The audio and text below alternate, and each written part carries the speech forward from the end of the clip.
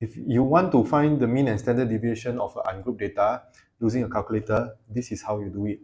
First, press Shift, set up, down to statistics. Make sure that the frequency is off because it is an ungrouped data. Next, press Menu to the right, number 3, statistics, and press number 1 for one variable.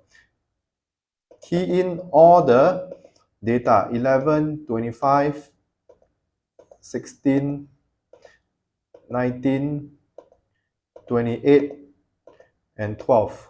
Okay, once you have keyed in all the data, press on.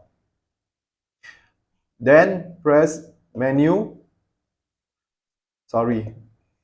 then press option over here and go to one variable calculator.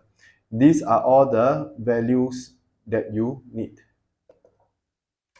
For mean, we use the sum of x over n. So mean is equals to sum of x over n. N means the number of data. That from the calculator, it is 111 over 6. And the answer is already there. You can just write it down, 18.5. For standard deviation, for ungrouped data, it is the sum of x squared over n minus sum of x over n bracket square. All you need to do is to take the data from the calculator. Sum of x squared is over here, 2291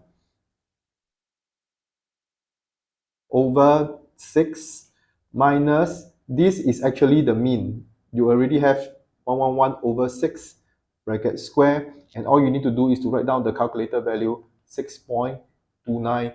For standard deviation, it is this symbol over here. Okay, I will write it down over here. It is the same, so don't confuse with the one that is on top. And this is how you find the mean and standard deviation using your calculator of a ungrouped data.